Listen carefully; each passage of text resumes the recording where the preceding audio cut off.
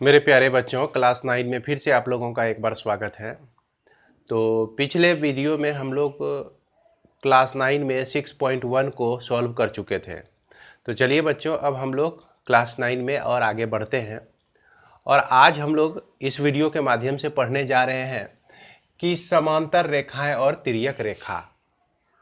तो यहाँ पर समांतर रेखा और तिर्यक रेखा के बारे में पढ़ने से पहले हम लोग इसको जाने कि यह यदि दो रेखाएं हो, आपका एक रेखा आपका L हो और दूसरा रेखा M हो, तो इस दोनों रेखा को एक तीसरी रेखा इस तरह से काटती है।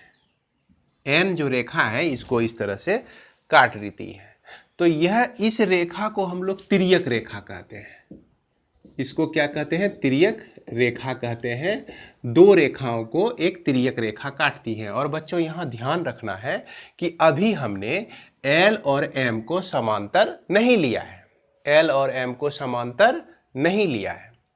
तो इसमें देखिए कि कितने सारे एंगल बन जाते हैं। यहाँ पर एंगल एक, ये एंगल, ये एंगल, 3 नंबर, 4 नंबर, सबका हमने नंबर यहाँ पे डाला हुआ है। यहाँ पर एंगल 1 2 3 4 5 6 7 8 एंगल हमारा बनता है। तो इसमें देखिए बच्चों कि 1 2 और 8 7 है ना, इसको हम लोग बाह्य कोण कहते हैं। 1 2 और 8 7 को क्या कहते हैं? बाह्य कोण कहते हैं। तो इसको हम लोग यहाँ पर लिखे हुए हैं बाह्य कोण, एक्सटीरियर एंगल इसको कहा जाता है। इस एक्सटीरियर एंगल को हम लोग देख रहे हैं कि एंगल 1, एंगल 2, उसके बाद एंगल 8 और एंगल 7, ये सारे आपका कौन सा कोण हो गए? बाह्य कोण हो गए, एक्सटीरियर एंगल हो गए।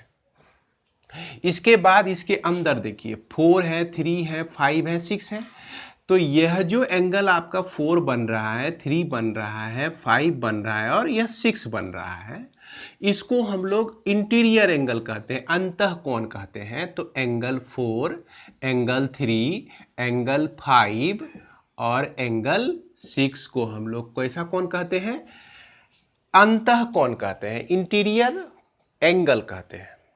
इसके बाद हम लोग जाने कि संगत कोण हम इसमें से किसको कहेंगे बच्चों? तो संगत कोण, जिसको इंग्लिश में हम लोग करस्पॉन्डिंग एंगल्स भी कहते हैं, इसमें देखिए 2 और 6 संगत कोण है। समझ में आ रहा होगा। 1 और 5 आपका संगत कोण है, 3 और 7 आपका संगत कोण है, 4 और 8 संगत कोण है। अगर हम पूछें कि संगत कोणों के युग्म बताइए, 2 युग्म बताइए, तो आप बताएंगे 2 और 6। देख रहे हैं, यह 2 भी ऊपर पे है और 6 भी यह ऊपर पे है, एक ही साइड में है। 1 का साइड देखिए, 1 इधर भाग है आपका, तो 5 आपका इधर है। तो 1 और 5 आपका संगत कोण है। तो यहाँ पर हम नोट कर लेते हैं संगत कोण कौन कौन से हो गए। एंगल 1 और एंगल 5, उसके बाद एंगल 2 और एंगल 6, उसके बाद एंगल 4 और एंगल 8, ये सब संगत कोण है। और एंगल 3 और एंगल 7, ये सारे आपका संगत कोण है। तो इसको ध्यान में रखना है। इसके बाद अगला हम लोग जाने कि एकांतर अंतः कोण कौन कौन से हैं। एकांतर अंतः कोण, जिसको हम लोग इंग्लिश में अल्टरनेट इंटीरियर एंगल्स भी कहते हैं। तो एकांतर अंतः कोण जो है आपका 4 और 6, इसको हम लोग एकांतर अंतः कोण कहते हैं।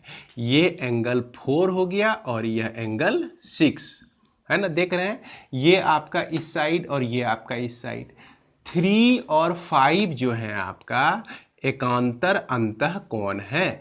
तो इसको ध्यान में रखेंगे। अब ये भी प्रॉब्लम जब बनाएंगे आप, तो इस तरह का एंगल आपका अगर रहेगा वहाँ पर, तो हम कहेंगे क्या? एकांतर अंतः कोण है। ये जो नीचे का 4 आपका कोण दिखाया गया है, 4 कोण के बारे में जो पढ़ेंगे, ये हमेशा पेयर में होता है, जोड़ा में होता है। जैसे 3 और 5 क्या है? एक जोड़ा बना हुआ है। और ये किस तरह का है? एकांतर अंतः कोण है। 4 और 6 क्या है? एकांतर अंतः कोण है। इसके बाद हम लोग जाने एकांतर बाह्य कोण कौन कौन सा है। बाह्य कोण तो एकांतर बाह्य कोण में 2 और 8 आ जाता है। 2 देखिए बाहर में है, 8 भी बाहर में है, तो इस तरह के दोनों को हम लोग एंगल 2 और एंगल 8 एकांतर बाह्य कोण हो गया। उसके बाद 1 और 7 जो है, एंगल 1 और एंगल 7, ये दोनों आपका एकांतर बाह्य कोण हो जाता है। तो बच्चों इसको आप लोग ध्यान में रखेंगे, है ना, इसकी ज़रूरत हमें आगे पढ़ने वाली है। इसके बाद हम देखते हैं कि तिर्यक रेखा के एक ही ओर के अंतःकोण। अंतःकोण बोला, तिर्यक रेखा के एक ही ओर, तो ये आपका तिर्यक रेखा हो गया, इसके एक ही ओर, या तो वो साइड लीजिए या तो ये साइड लीजिए।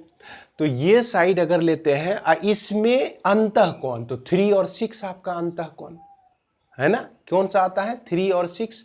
तो यह आपका एंगल 3 और एंगल 6 जो है, इसको हम लोग क्या कहते हैं, तिर्यक रेखा के एक ही ओर का अंतःकोण।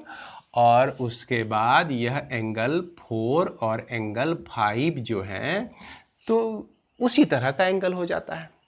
इसका दूसरा नाम हम लोग कहते हैं क्रमागत अंतःकोण, कंजुगेटिव इंटीरियर एंगल्स कहते हैं। और इसका दूसरा एक और नाम होता है सह अंतःकोण, को इंटीरियर एंगल, और इसका एक नाम होता है एलाइड एंगल भी होता है। तो उम्मीद है कि इसमें आप लोग अगर कोई दो रेखा को एक ट्रांसवर्सल यानी कि तिर्यक रेखा काटती है, तो उसमें 8 एंगल बनते हैं, और इस 8 एंगल में किसका क्या नाम होता है ये आपको समझ में आ गया होगा। अगर आपको फिर भी दिक्कत होती है तो आप इस वीडियो को यहाँ से इस पार्ट को पुनः रिवाइंड करके देखें और समझने की कोशिश करें, क्योंकि अगर आप इसको नहीं जानते हैं तो आप जो है इससे रिलेटेड आगे के प्रॉब्लम को नहीं बना सकेंगे।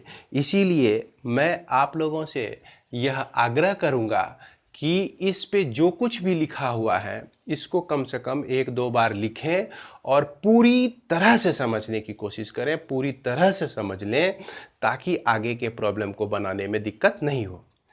तो बच्चों अब हम क्या करते हैं कि यहाँ पर जैसा कि टॉपिक है समांतर रेखाएं और तिर्यक रेखाएं।